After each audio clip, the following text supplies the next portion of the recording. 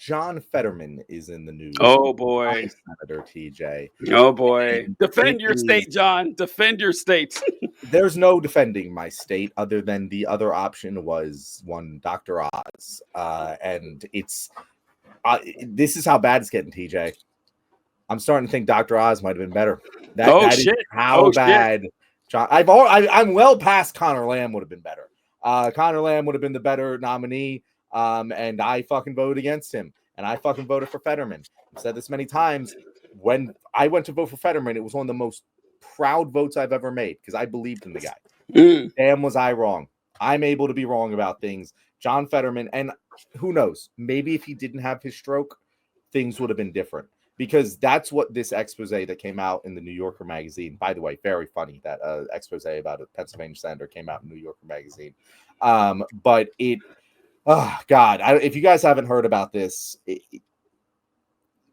Fetterman comes under a lot of fire for being non-traditional. He wears the sweatpants or the sweatshirts and the shorts. He says things very matter-of-factly. In many ways, he's kind of like Trump in that way. He speaks like a normal person. He has a very fuck around and find out attitude, right? And all of those things were things that I kind of liked about him going into this.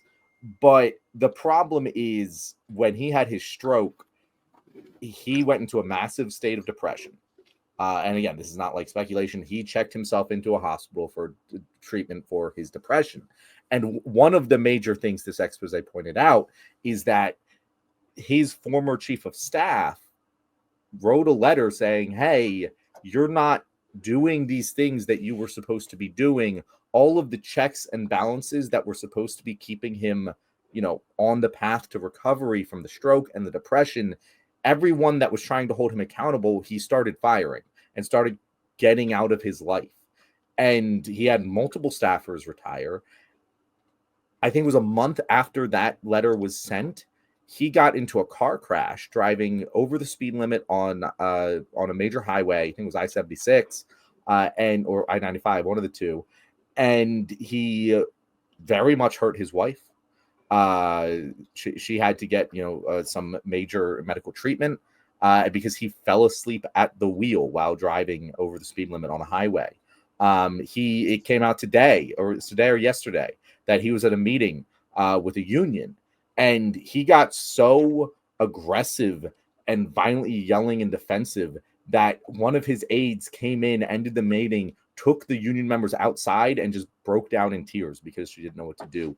It's getting really, really bad to the point where you start to wonder, like, is this man a danger to himself and others?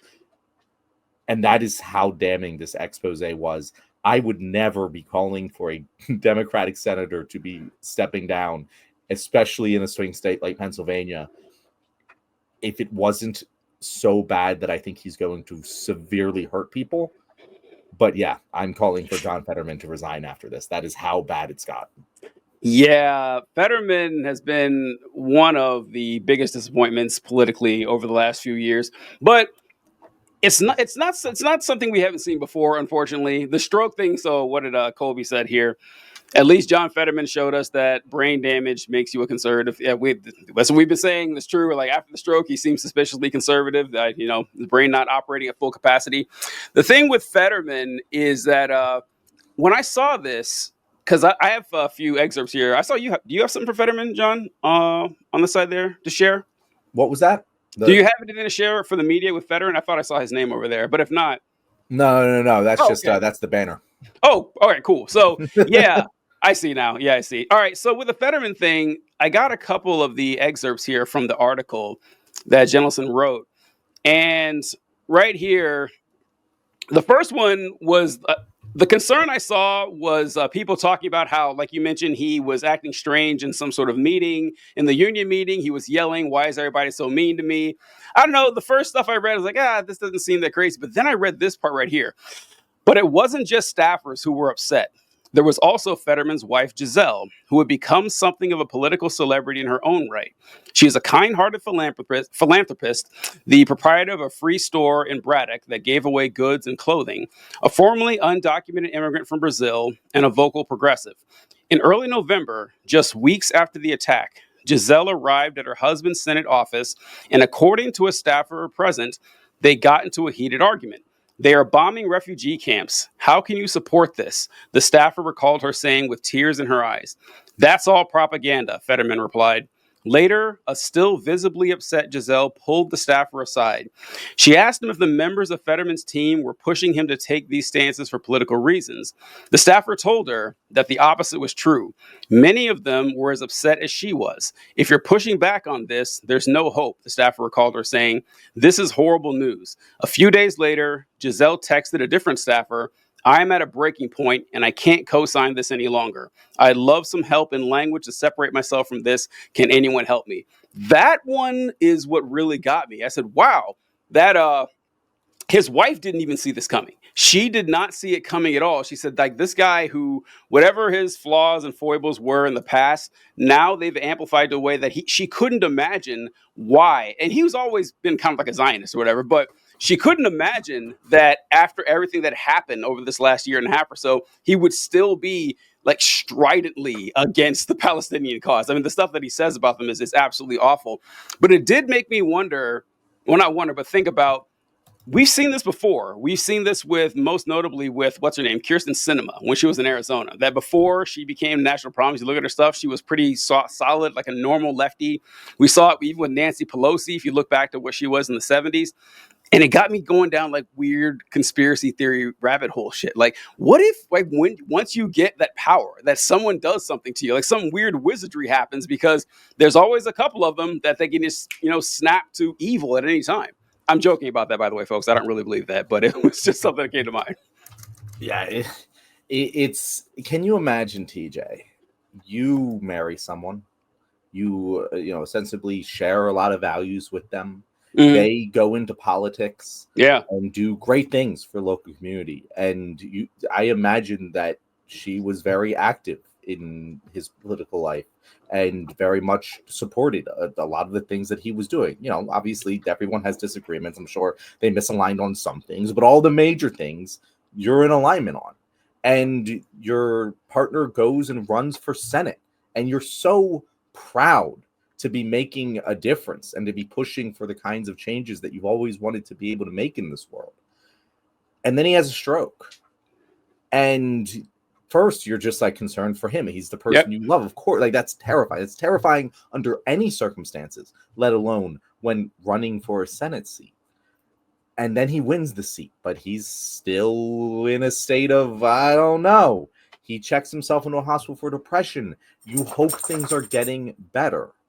And then he betrays everything you've ever believed in. All of those shared principles that made you fall in love with him are shattered, as he says about a population of nearly 2 million people, kill them all. Yep.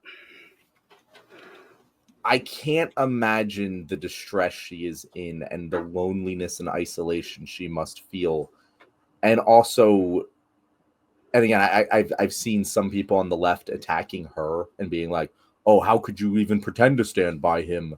Yada, yada, yada.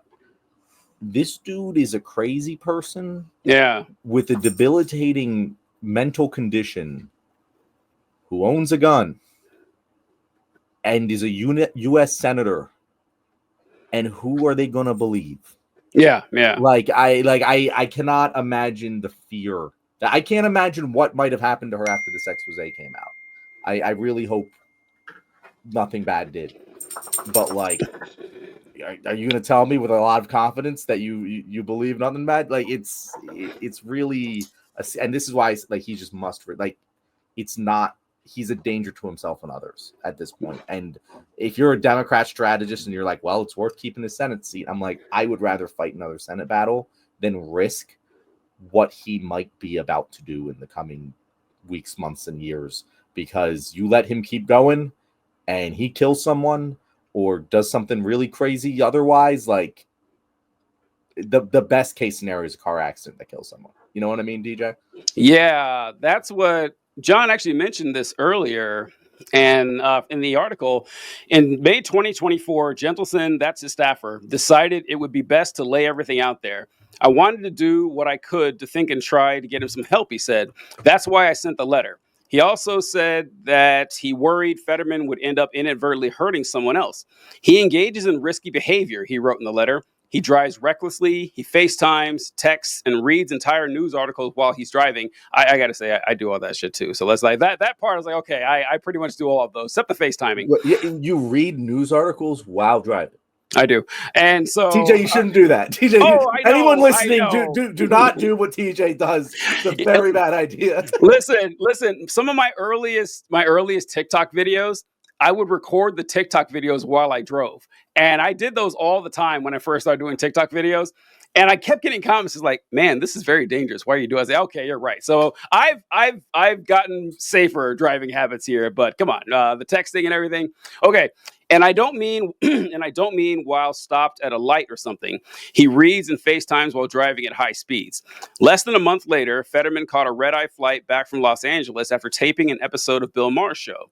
His staff urged him to have someone pick him up from the airport and drive him home, but he refused. Just before 8 a.m., according to a police report, Fetterman was traveling at well over the 70-mile-per-hour speed limit on I-70, where he smashed his Chevy Traverse into the back of a 62-year-old woman's Impala, totaling both cars.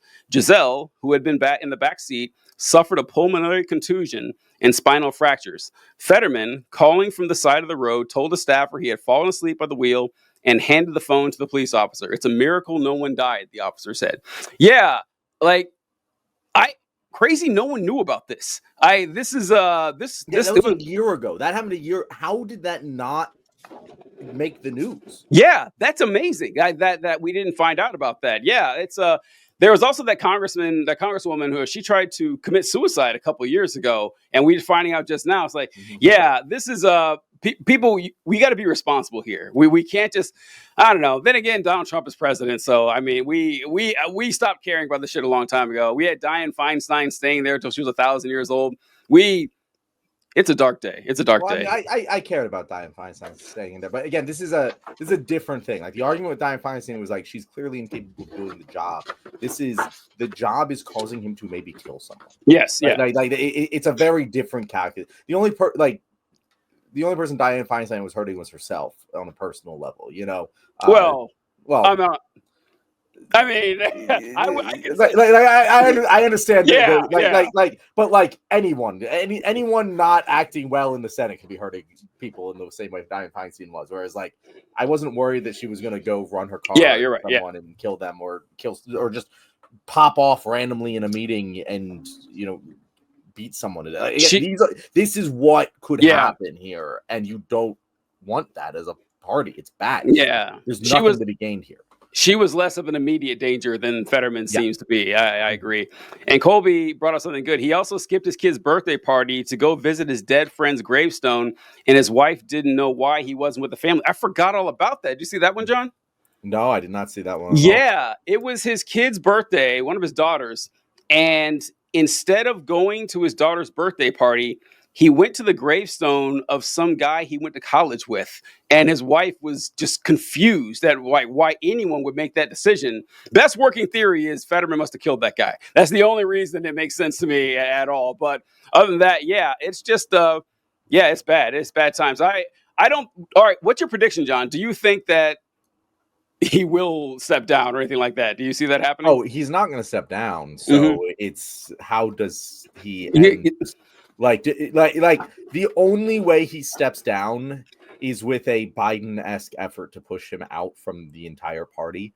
And even then, I don't know if he steps down. I really don't know if they even have any leverage over him. Because again, we're dealing for lack of a better term, with a crazy person. Like we're dealing with someone who isn't all there clearly.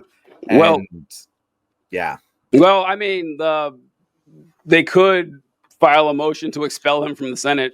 They could try that. They could. And I guess it would work. I don't know. I mean, but so Trump expulsion. How does it work? Do you know the actual mechanism? Like, what do you need a 60 vote? So yeah, like the Republicans just did that to what's his name?